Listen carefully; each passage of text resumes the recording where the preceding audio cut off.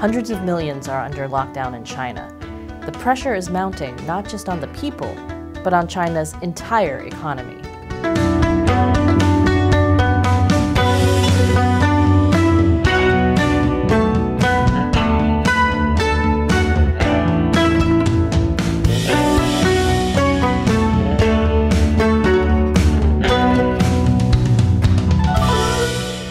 Welcome to China Uncensored. I'm Shally Zhang, filling in for Chris Chappell, who's busy calculating China's real gross domestic product. China's economy is in serious trouble. The Chinese government just released economic data for the first quarter, and it's not looking good. China's economy is sputtering. Now, keep in mind, you can't trust what the Chinese Communist Party says about its economy, and that's according to top communist officials. Yep. The only time you can trust something they say is when they say you can't trust anything they say. Think about it.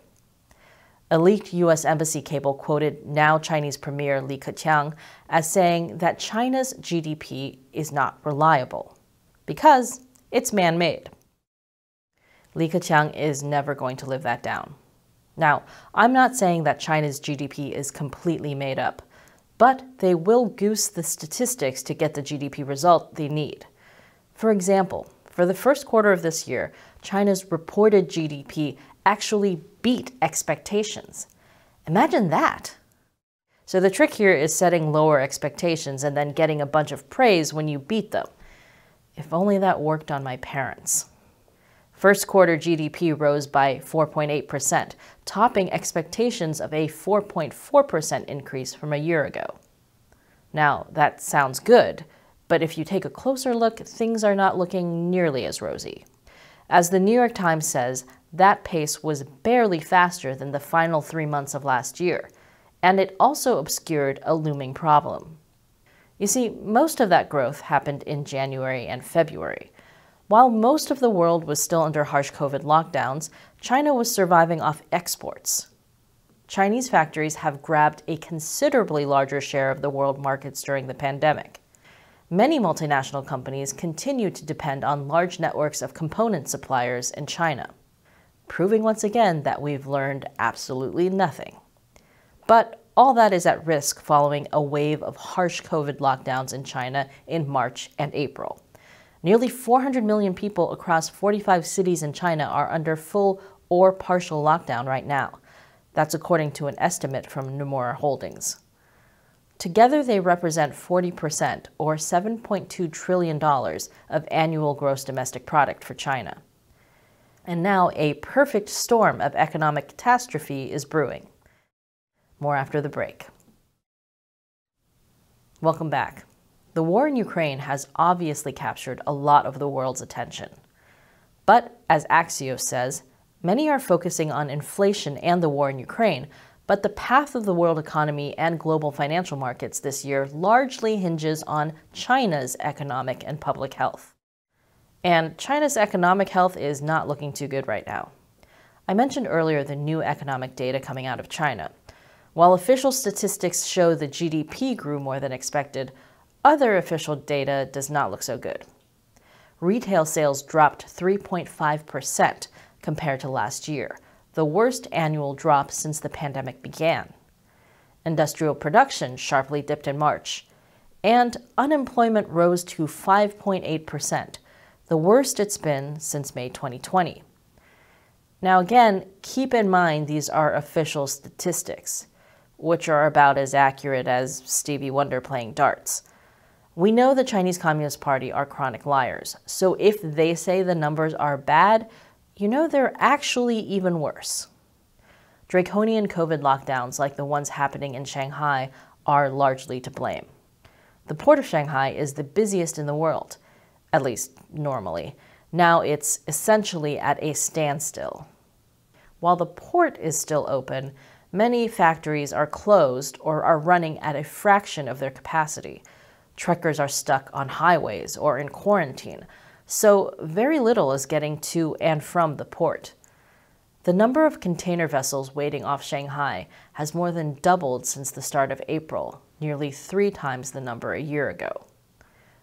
Cargo airlines have canceled all flights in and out of the city, and more than 90% of trucks supporting import and export deliveries are currently out of action. Keep in mind, Shanghai produces 6% of all of China's exports.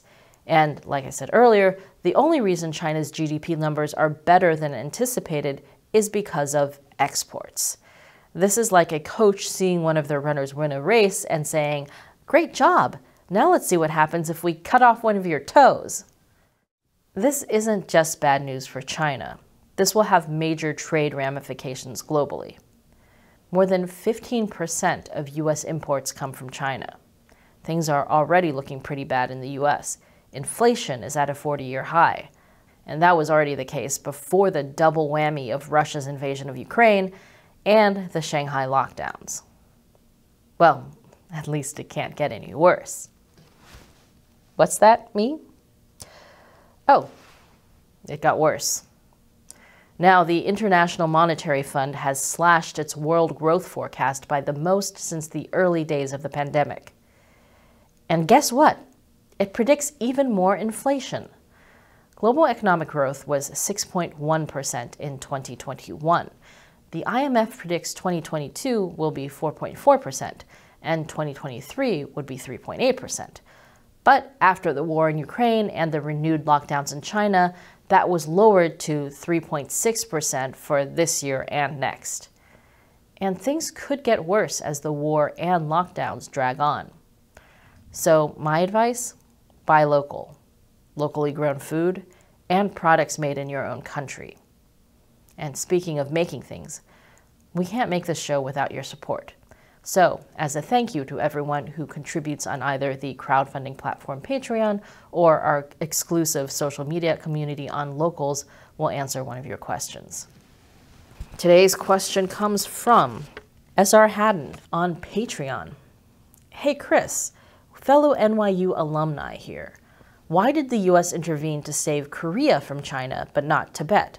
Seems like Western interests would be more concerned about domino theory having aggressive communist China on the doorstep of billion-population India rather than a backwater peninsula, which Korea was back then. That's a very interesting question, S.R. Haddon. By the way, go Violets. The U.S. made the first diplomatic contact with Tibet back in 1942 when FDR was president. And things were very different back then. China was ruled by the Republic of China and was suffering from the Japanese invasion of World War II. FDR wanted access to Tibet to build roads and airstrips that could be used against the Axis powers. However, even though Tibet was an independent country at the time, the U.S., in a 1943 policy statement about Tibet, had very clearly acknowledged Chinese suzerainty over Tibet, a fact which was not made known to the Lhasa government. Basically, the U.S. considered Tibet a tributary state to China. But after the war ended and it looked like Mao Zedong's communist forces might successfully take over China, the U.S. Embassy in New Delhi suggested the U.S. should be prepared to treat Tibet as an independent country. However, when Mao did invade and the government of Tibet reached out to the U.S. for help, help did not come. It's hard to say exactly why. It could be that by the time it happened, the U.S. was already involved in the Korean War. It could be the U.S. saw the Soviet-backed North Korea as a bigger threat, particularly because of its proximity to the recently defeated Japan. Or it could be because the U.S. got a new phone and didn't recognize Tibet's number. It also could be that it was simply easier to get troops into South Korea. Tibet was not easy to access, surrounded by the Himalayas on one side and the Chinese Communist Party on the other. But here's something a lot of people don't know. In 1956, a series of revolts broke out in areas with ethnic Tibetans, and so the CIA started helping the rebels by providing training and weapons. Forget 7 years in Tibet, why didn't Brad Pitt make this movie? Though, eventually, all that only led to the exile of the Dalai Lama and complete communist control of Tibet. Not exactly a happy ending. Since then, the U.S. has shown support for Tibet, but pressured the Tibetan government in exile to make Tibet's case a matter of human rights violations rather than a matter of independence and sovereignty. probably because of how the US government wanted to use China against the Soviet Union, and then later because the US had become so economically dependent on China. And as I talked about today, the US becoming economically dependent on China was a great idea. And the US was never dependent on North Korea for anything. Well, except for gifts of Kim Jong-un's slow-mo Top Gun impression. It's the gift that keeps on giving. Thanks for your question, SR Haddon. I hope you're having an easier time with your NYU student loans than Chris. Thanks for your support. If you want to help us continue to fight the Chinese Communist Party, all it takes is $1 an episode. Visit patreon.com/ChinaUncensored or ChinaUncensored.locals.com for more. Once again, I'm Shelley Zhang. Thanks for watching China Uncensored. And don't worry, Chris will be back soon.